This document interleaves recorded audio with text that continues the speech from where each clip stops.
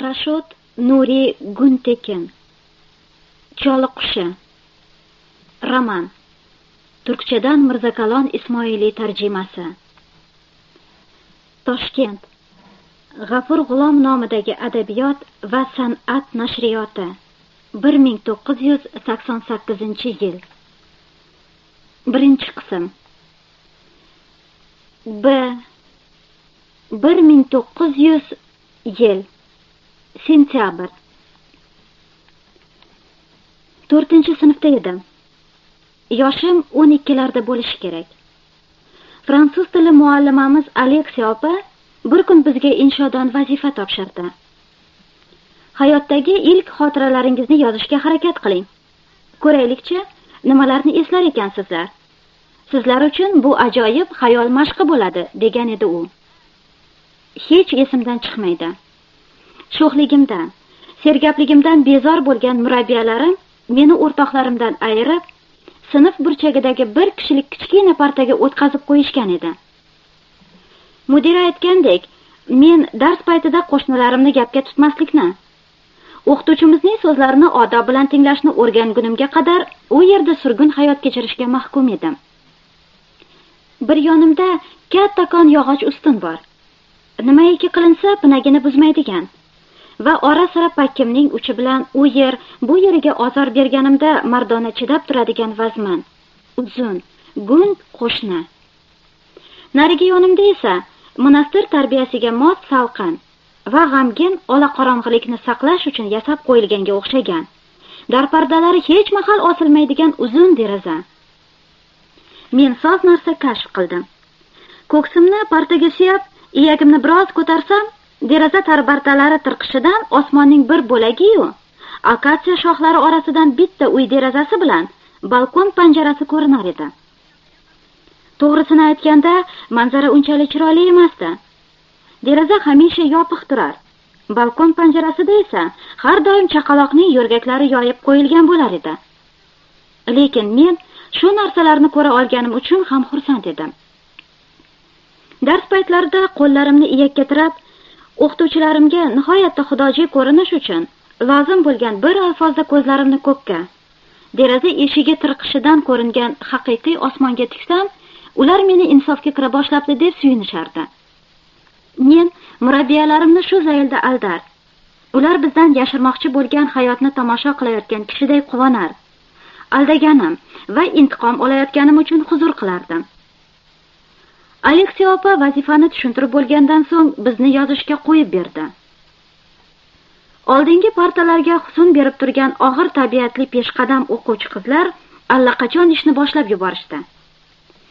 Ularning yonida o'tirmasam ham nimalar yozayotganlarini kiftlari ustidan ko'rib turganday bo'lar edim. Ilk xotiramda qolgan birdan bir narsa mehribon onajonimning kichkina kravatcham ustiga egilgan oltin sochli aziz boshi. Menga mehr va muhabbat bilan kulimsiragan havorang ko'zlaridir. Tarzida shoirona bir yolg'on. Aslida esa onalar oltin va havoranglardan boshqa ranglarda ham bo'ladilar. Faqat so'rlarning o'quvchilari qalamida shunday ranglarga bo'yalib chiqish u bechoralar uchun bir majburiyat. Biz uchun esa odat edi. So'r, opa, bu yerda fransuz katolik tarbiyaxona murabbiyasi. Menga kelsak, men butunlay boshqacha qiz edim. Juda yoshligimda ayrilgan onamdan esimda nihoyatda oz narsa qolgan. Lekin onamning oltin sochli, havorang ko'zli bo'lmaganini aniq bilaman. Shunday bo'lgandan keyin uning asl qiyofasini o'zgartirib tushuntirishga va bundan mamnun bo'lishga hech qanday kuch meni majbur qila olmaydi. Nima yozsam ekan degan o'y meni qiynardi. Devorda Bibi Maryamning bo'yoqli surati tagiga osib qo'yilgan kakkuli soat tinmay yurib turibdi. Men esa hali ham anqayib o'tiribman. Boshimdagi lentani yechdim. Sochlarimni sekin-asta ko'zimga tushira boshladim. Bir qo'lim bilan qalamni og'zimga tiqib, uni tilim bilan aylantirib o'tiribman. Faylasuflarning, shoirlarning bir narsa yozib turganda burun qashish, bag'baqalarini cho'zish g'alati odatlari bor-da axir. Qalam tishlab sochimni ko'zimga tushirib o'tirishim ham mening chuqur xayol surayotganligimni bildirishi kerak. Xayriyatki, menda xayolatga berilish paytlari juda kam bo'lardi. Aks holda hayotim ertaklardagi chorshanba ayol bilan o'choq onasining hayoti singari chigal butal bo'lib o'tar edi. Oradan yillar o'tdi. Mana endi begona bir shaharda, notanish bir mehmonxona nomerida o'tirib xotiralarimni yozyapman. Sira tonga yorishmaydigandek tuyulgan tun azobidan qutulish uchun xotiralarimni yozib turgan shu soatimda bir qo'lim yosh bolalik chog'larimdagi singari yana sochlarimni to'zg'itib, ko'zlarim ustiga tushirish bilan mashg'ul. Buning sababi atrofdagi hayot oqimiga o'zini qo'yib yuboradigan yengiltak, beparvo qizaloq ekanligimdan bo'lsa kerak deb o'ylayman.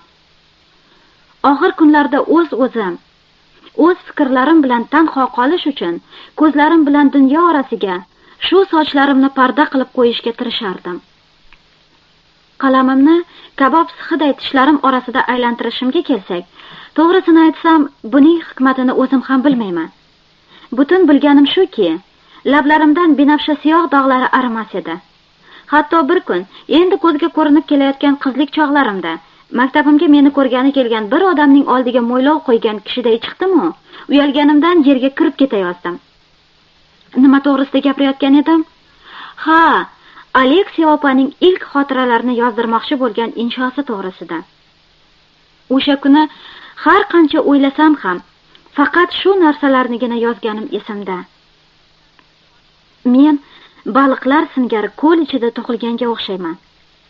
Onamni es bilaman. Otam, enagam, xizmatkorimiz Husayn ham esimda. Bir kuni meni ko'chada qo'ygan qoralaychani, bir kuni to'la savatdan yashiriqcha uzum olayotganimda barmog'imni chaqib olgan arini, ko'zim og'riganda tomizilgan qizildorini, mehribon Husayn bilan Istanbulga kelganimizni. Ha, shularga o'xshash ko'p narsalarni eslayman. Lekin bulardan hech biri ilk xotira emas. O'zim yaxshi ko'rgan ko'lda, quyuq yaproqlar orasida qip-yalang'och bo'lib cho'milib yurgan vaqtlarimdagiday eski xotiralar emas. Dengizday poyonsiz bir ko'l, ichida katta-katta yaproqlar. Atrofida daraxtlar bo'lsa, bu ko'l qanday qilib dengizday katta bo'lishi mumkin deyarsizlar? Xudo haqqi, yolg'on so'zlayotganim yo'q. O'zim ham sizlarga o'xshab hayronman. Ammo aslida shunday bo'lgandan keyin ilojim qancha? Inshom sinfda o'qilganda dugonalarim men tomonga o'girilishib, qahqaha urib kulib yuborishdi. Bechora Aleksiya opa ularni tinchitish uchun anchagina zahmat chekdi. Qizig'i shuki, Aleksiya opa qora kiyimi ichida kosov singari bo'yi, oxirli oppoq yoqasi, saroy xonimining peshanaga tortilgan charshafiga o'xshash bosh kiyimi tagidan ko'rinib turgan sepkilli qonsiz yuzi va anorgul singari qip-qizil lablari bilan hozir ro'paramda paydo bo'lib, yana o'sha savolni bersa, hozir ham o'shandan boshqa javob topolmasam kerak. Yana baliqday ko'lda tug'ilganimni ayta boshlayman. Keyinchalik u yoq, bu yoqdan surishtirib bilsam, bu ko'l Musul atrofida. Oti doim esimdan chiqib qoladigan bir kichkina qishloq yonboshida ekan. Mening poyonsiz dengizim chakalak orasidagi quruq irmoqdan qolgan bir hovuch suvdan iborat ekan. Otam u mahallar Musulda xizmat qilar ekan. Men 2,5 yoshlar chamasida ekanman. Yoz shu qadar issiq kelibdiki, shaharda turishning iloji qolmagandan keyin otam meni onam bilan qishloqqa keltirib qo'yishga majbur bo'libdi. O'zi esa har kuni ertalab otda Musulga tushar. Kechqurunlari kun botgandan keyin yana qaytib kelar ekan. Onam menga qaray olmaydigan ahvolda qattiq kasal ekan. Shuning uchun ancha vaqtlargacha qarovsiz qolibman. Oylab xizmatkorlar uyida sarson bo'libman. Keyin qishloqlarning biridan Fatima degan kimsasiz bir arab xotinni topishgan. Fatima meni yangigina o'lgan chaqalog'i o'rnida ko'rib, undan qolgan sinasi bilan onalik mehrini menga beribdi. Dastlabki yillarda sahro bolasiday o'sibman. Fatima meni orqasiga qopchiqday osib olib, jazirama oftoblarda ko'tarib yurar. xurmo daraxtlariga ham ko'tarib chiqar ekan. Shunday qilib, o'sha paytlar men hali aytgan qishloqqa kelibmiz. Fotima meni har kuni ertalab oziq ovqatimiz bilan shu chakalakka keltirar. Meni qip yalang'och qilib suvga solar ekan. Kechqurungacha yumalanishib o'ynashar, ashula aytishar, birga ovqat qilishar ekanmiz. Keyin uyqumiz kelganda qum yig'ib yostiq qilar. Gavdalarimiz suvda, boshlarimiz qumda quchoqlashib, betlarimizni betlarimizga qo'yishib uyquga ketar ekanmiz. Suv hayoti tani jonimga shunchalik singib ketgan ekanki, Musulga qaytganimizda dengizdan chiqqan baliqdek qiynalib qolibman. Fe'lim buzilib, har zamon tipirchilar. Payti keldi deguncha ust boshimni yechib tashlab, ko'chaga qip yalang'och yugurib chiqib ketar ekanman. Fotimaning burnida, betlarida, qo'llarida g'urralar arimas edi. Men bu xil g'urralarga shunchalik odatlanib qolgan edimki, g'urrasiz yuzlar menga hamisha xunuk ko'rinardi. Mening uchun eng katta motam Fotimadan ajralishim bo'ldi. Shaharma-shahar yura-yura, axiyri Karbaloga keldik. U vaqt 4 yoshlarda edim. Bunday yoshda ko'p narsalarni uncha-muncha esda olib qolish mumkin. Fotimaga yaxshigina yerdan kuyov chiqdi. Enagamning kelin bo'lgani, go'shangaga kirgani bugungiday ko'z o'ngimda.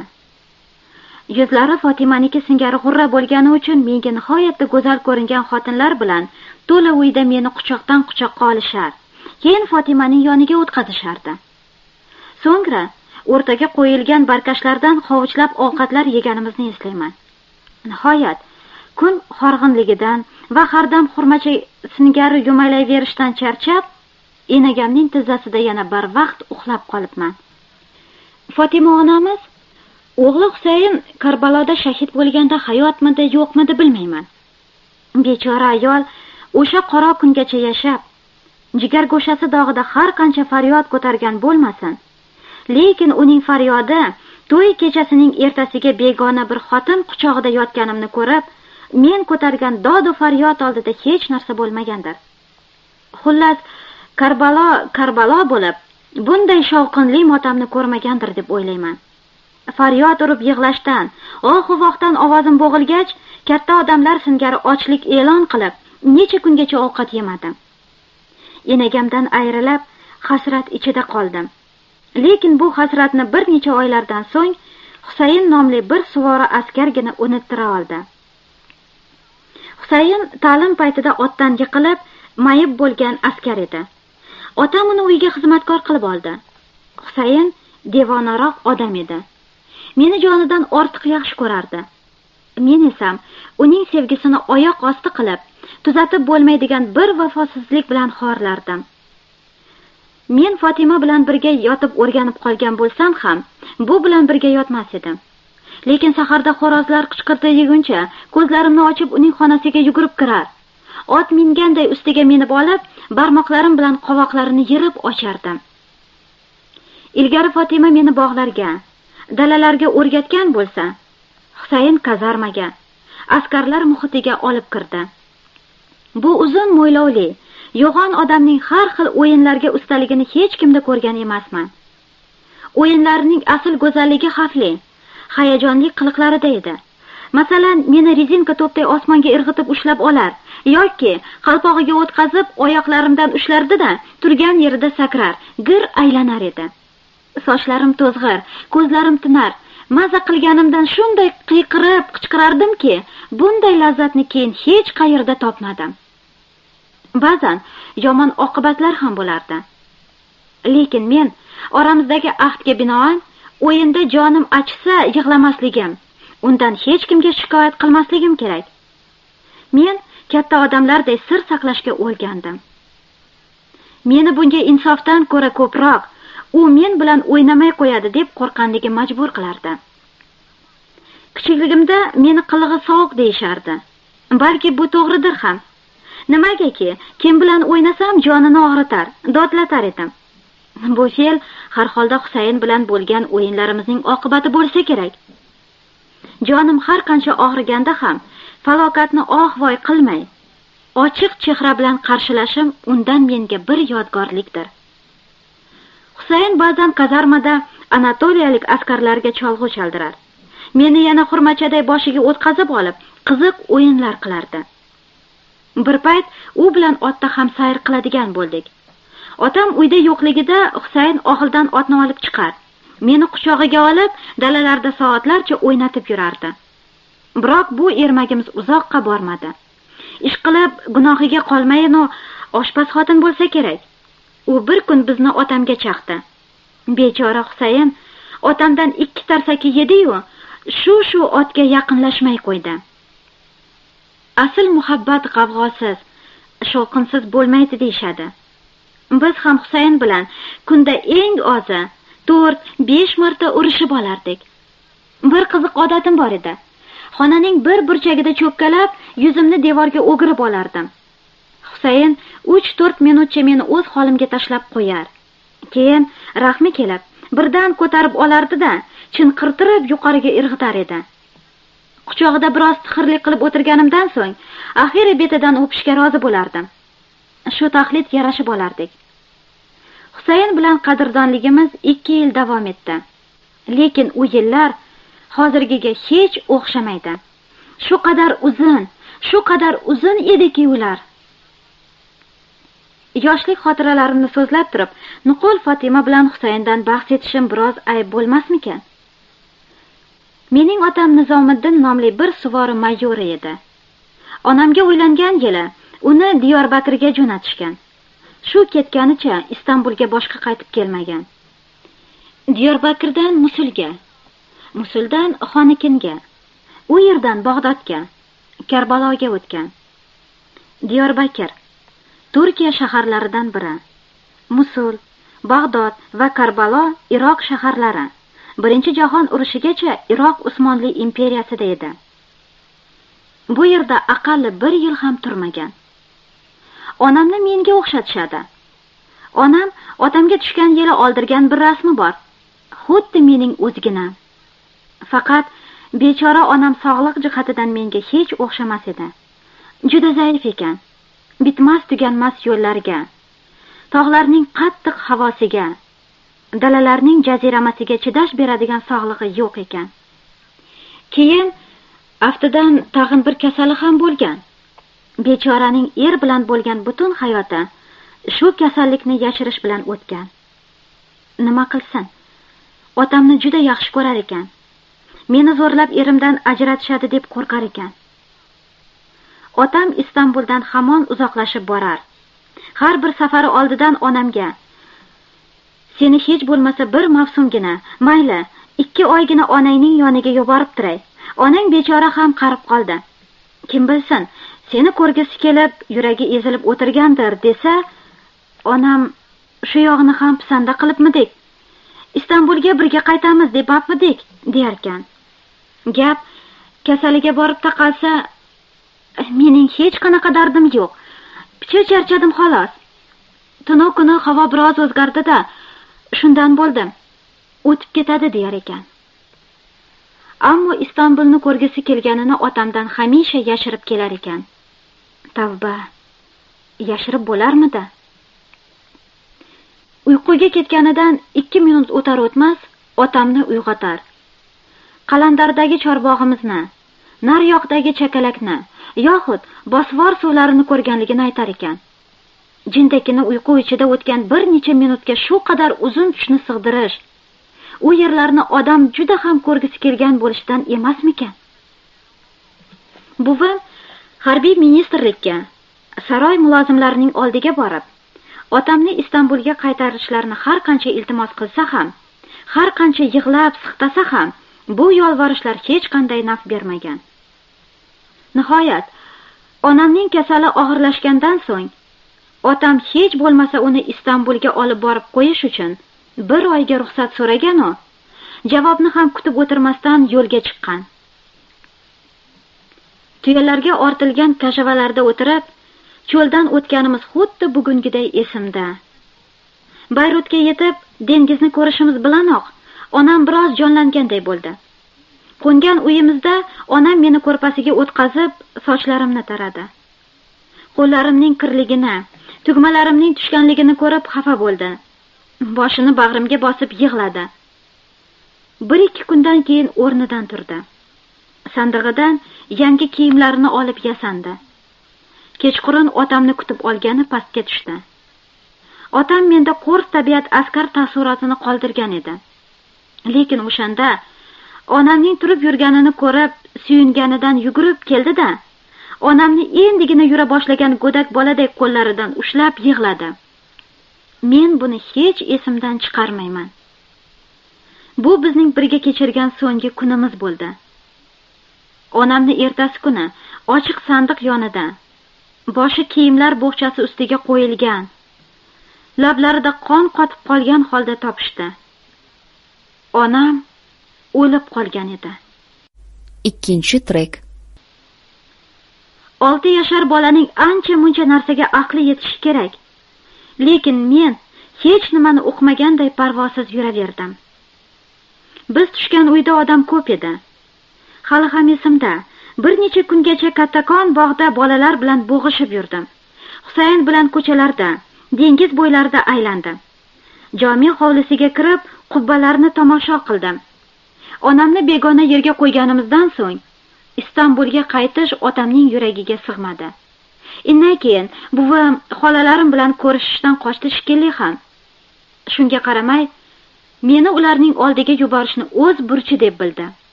Nazarimda, kun sayin o'sib borayotgan qiz bolani kazarmada askarlar qo'lida tarbiyalash yaxshi bo'lmaydi deb o'ylagan bo'lsa ham kerak. Meni Istanbulga xizmatkor askarimiz Husayn eltib qo'ydi. Lyuks paraxodni va ust boshi xarob bir arab askari qo'lidagi jajji chaqaloqni ko'z oldingizga keltiring. Kim biladi, bu manzara paraxoddagi odamlarga qiziq, balki ayanch ko'ringandir. Lekin yo'lga Husayndan boshqa odam bilan chiqsam, bunchalik baxtiyor bo'la olmasdim. Chorbog'imizning orqasidagi butazorda bir tosh hovuz. Bu hovuz labida qo'llari yag'rinidan sinib tushgan yalang'och bola haykali bor edi. Dastlabki kelgan kunlarimda bu siniq haykal oftobdan, yog'ingarchilikdan qoraygan rangi bilan menga mayib, sahroyi boladay xarob ko'ringan edi. Hovuzdagi zilol suvlar ustiga to'kilgan qizg'ish yaproqlarga qaraganda kech kuz payti edi. Shu barglarni tomosha qilib turib, uning tagida suzishib yurgan bir qancha qizil baliqni ko'rdim-u. Bu ne azobda dazmollab kiydirgan uzun shoyi ko'ylagim va yangi botinkalarim bilan to'g'ri hovuzga sakradim. Atrofdan qiy-chuv ko'tarildi. Nima bo'lganini bilgunimcha bo'lmay, xolalarim meni yuqoriga quchoqlab olib chiqishdi-da, ham o'pib, ham koyib kiyimlarimni o'zgartirishdi. Bu vohlar, bu koyishlardan tilim kuygani uchun hovuzga tushishga ortiq yuragim betlamay qoldi. Endi uning chetidagi qumlar ustida cho'zilib, boshimni suvga tiqib yotadigan bo'ldim. Bir kun hovuz bo'yida baliqlarni tomosha qilib yotgan edim.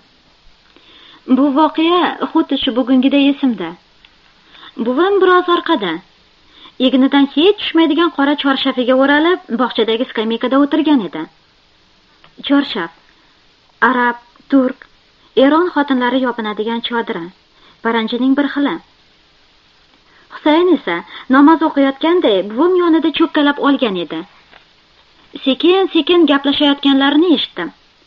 Har holda turkcha so'zlashayotgan bo'lsa kerak, nima deyishayotganlarini tushunmadim. Faqat ovozlaridan, dam-badam menga qarab qo'yishlaridan shubhalandim. Quloqlarimni quyonday ding qilib oldim. Men chaynab hovuzga tashlayotgan teshik kulchalarga to'planayotgan qizil baliqlar g'oyib bo'lib, buvim bilan Husaynning suvdagi akslari ko'zimga ko'rina boshladi. Husayn menga qarab, kattakon dasturxonchasi bilan ko'zlarini artardi.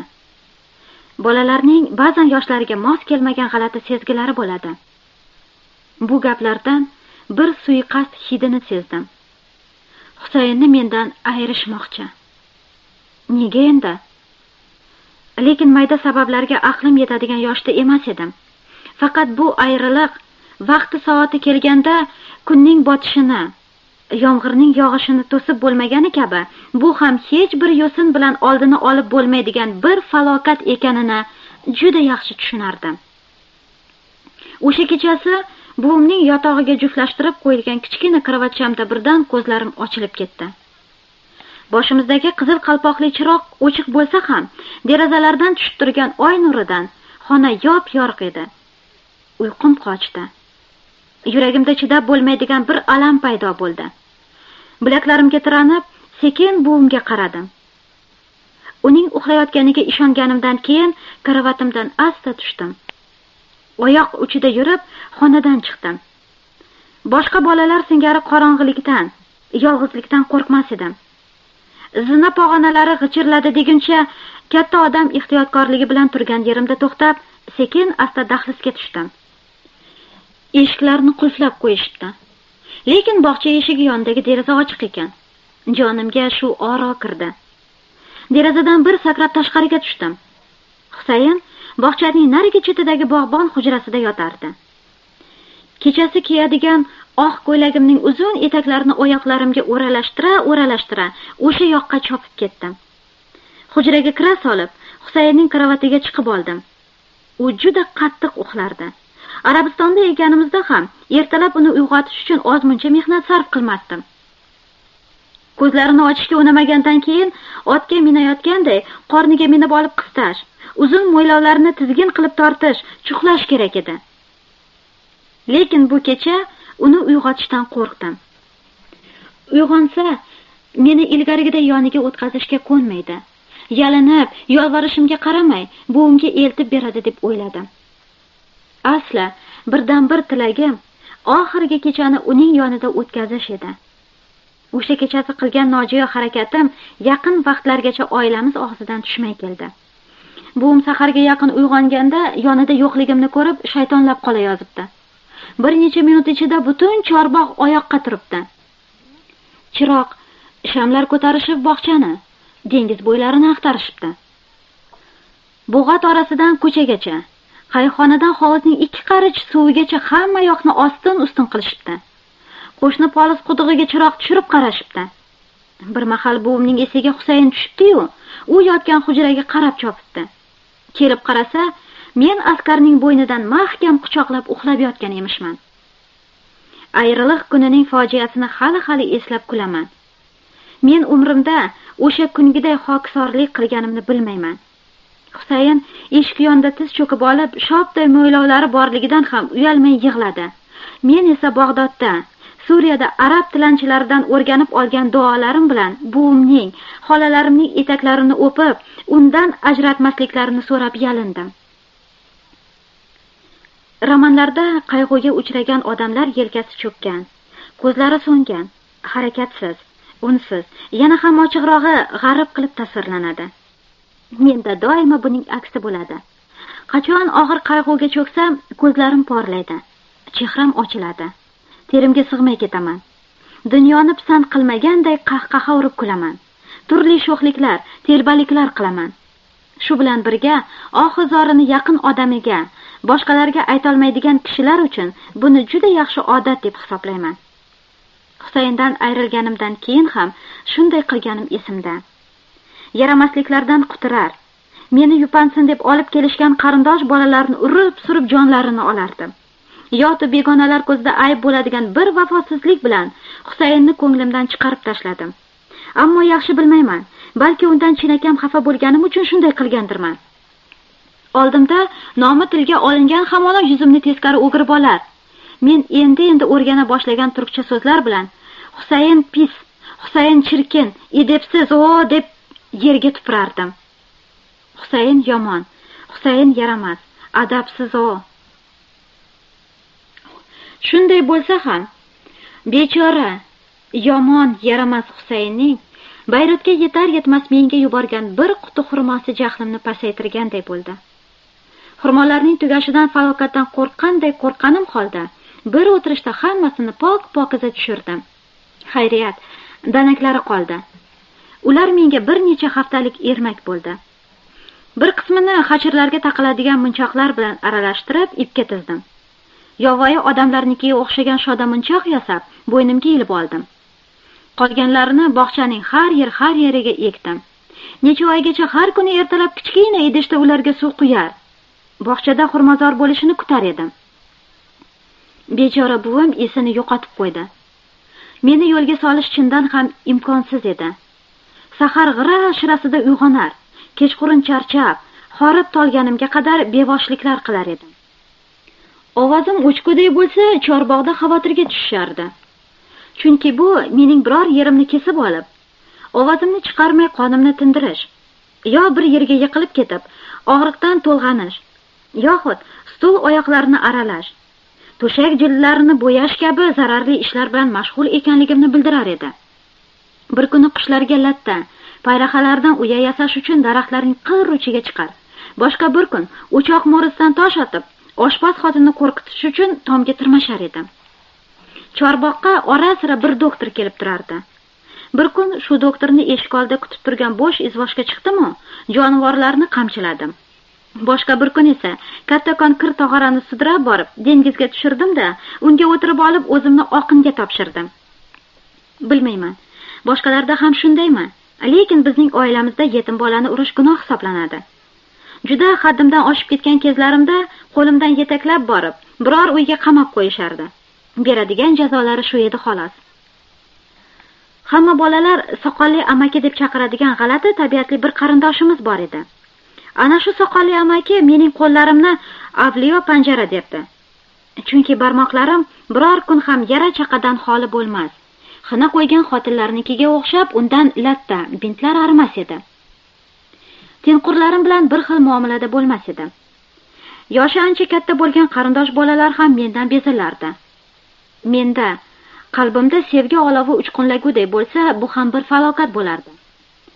Odamlarga o'xshab sevishni, sevganimni mehr va shafqat bilan e'zozlashni o'rganmagan edim. Yaxshi ko'rgan odamim ustiga hayvon bolasiday otilar, quloqlarini cho'zar, yuzini tirnar, itarib turtib jonidan bezor qilardim. Qarindosh bolalar orasida faqat bittasidan tortinar. O'shandangina hayqar edim.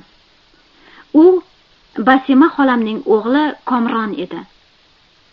Ammo uni bola deyish uncha to'g'ri kelmaydi. Avvalo yoshi mendan ancha ortiq. Qolaversa juda odobli, vazmin. Bolalarga qo'shilishni yoqtirmaydi. Qo'llarini cho'ntaklariga suqib olib, yo dengiz bo'yida o'zi yolg'iz aylanib yuradi, yo bo'lmasa daraxtlar soyasida kitob o'qib o'tiradi. Komronning sochlari jingalak, sarg'ish yuzi esa nozik, oppoq, yarqiroq. Shunchalar yarqiroqki, yuragim chopsa-yu, quloqlariga yopishib olib, yaqindan betlariga qarasam, xuddi oynadagi kabi o'zimni ko'rishimga ishonaman. Undan tortinsam ham baribir janjallashdim. Dengiz bo'yida savatda xarsang tosh tashiyotgan edim. Shulardan bittasini oyog'iga tashlab yubordim. Bilmayman, tosh og'irmidi, yo u anchagina nozikmidi, birdaniga chinqirib voy-voylab yubordi. Esim chiqib ketdi. Bog'chadagi kattakon chinorga maymundek chaqqon tirmashib chiqib ketdim. Meni u yerdan na ozor, na do'q va na yolvorishlar tushira oldi. Oxiri bog'bonni orqamdan chiqardilar. U ko'tarilgan sari men ham daraxt uchiga chiqib ketaverdim. Ammo u og'irimni ko'tara olmaydigan ingichka shoxlarga chiqishdan toymaydigan bir alfozda ekanligimni, agar orqamdan chiqaversa falokat ro'y berishi mumkinligini ko'rib pastga tushib ketdi.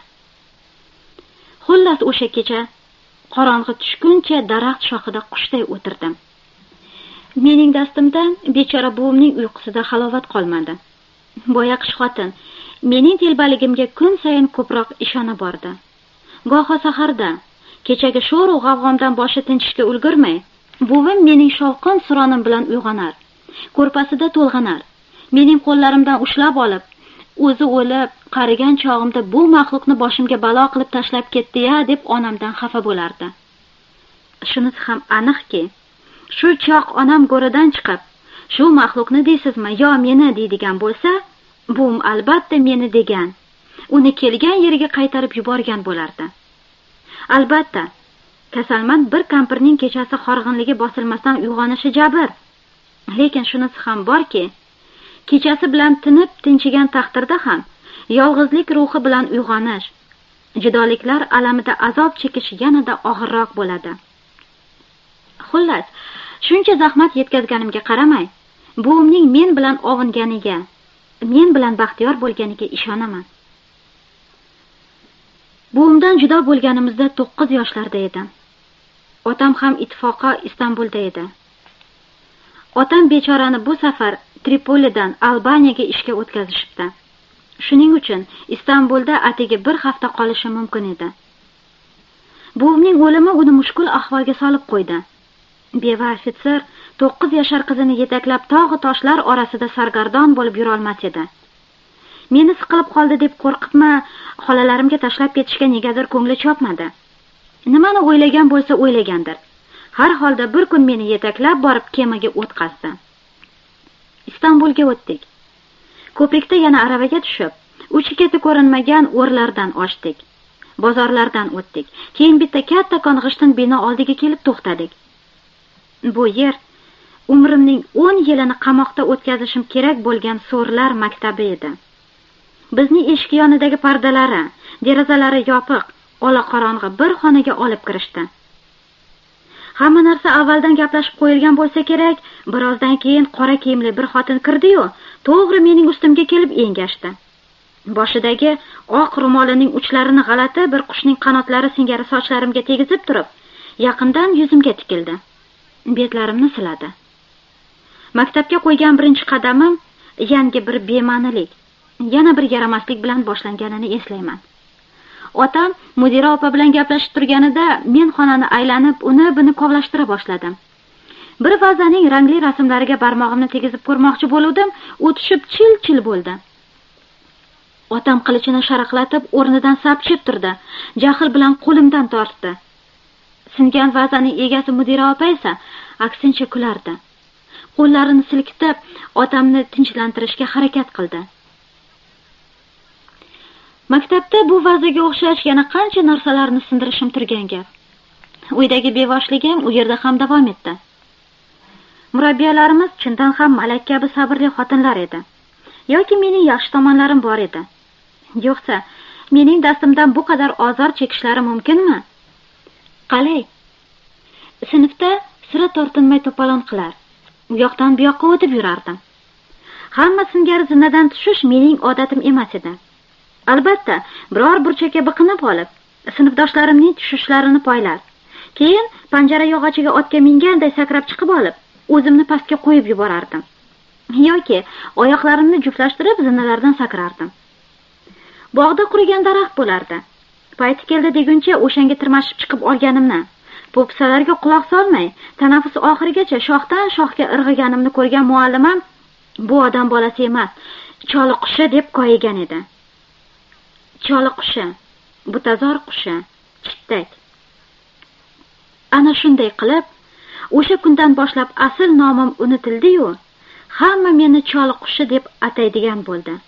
Bilmayman, bu ism keyinchalik qanday qilib oilamizga ham o'tdi-yu, Farida otim bayram kiyimi singari juda kam qo'llanadigan rasmiy ot bo'lib qoldi. Choli qushi mening o'zimga ham yoqardi. Nimagaki bu nom ko'p mahal jonimga oro kirardi. Biron nojo'ya harakatimdan shikoyat qilishsa, bahuzur yelkalarimni uchirib, "Nachora, choli qushining qo'lidan boshqa nima kelardi?" deyardim. Ba'zan maktabimizga echkiniga o'xshagan kichkina soqol qo'yib olgan ko'zoynakli pop kelib ketib yurardi. Bir kun sochimning uchidan qaychi bilan jinday kesib, yelim bilan iyagimga yopishtirib oldim. O'qituvchimiz men tomonga qaraganda jag'imni hovuchimning ichiga yashirar. Nari yoqqa qarashi bilan qo'llarimni olardim-u, soqolimni selkillatib, popga taqlid qilar, bolalarni kuldirar edim. O'qituvchimiz bu qahqahalarning sababini bila olmay tomog'i yorilguday bo'lib baqirar edi. Nima ham bo'ldi-yu, bir mahal yuzimni sinfimizni yo'lakka ochiladigan derazasi tomonga o'girib qolmaymanmi? Qarasam, oyna orqasidan mudira opa menga qarab turibdi-da. Shoshib qolganimdan nima qilsam bo'ladi? Bo'ynimni egdim. Barmoqlarimni labimga keltirib jim ishorasini qildim. Keyin esa barmoqlarim bilan unga bir bo'sa yubordim. Maktabning kattasi ana shu mudira opa edi. Eng keksa muallimlargacha hamma uni xudoday hurmat qilardi. Shunday bo'lgani holda, undan muallimga nisbatan sir saqlashni so'rashim xotin boyaqishga nasha qildi. Sinfga kirsa, salobatini saqlab qola olmasligidan qo'rqayotgandek kuldi. Keyin qo'li bilan menga po'pisa qilib, yo'lak qorong'iligida ko'zdan g'oyib bo'ldi. Mudira opa bir kuni meni ovqatxonada qo'lga tushirdi. Sinfdan o'g'irlab chiqqan qog'oz savatimga ovqat sarqitlarini solib turgan edim. Mudira dag'al tovush bilan: "Bu yoqqa kel, Farida, nima qilyapsan?" dedi.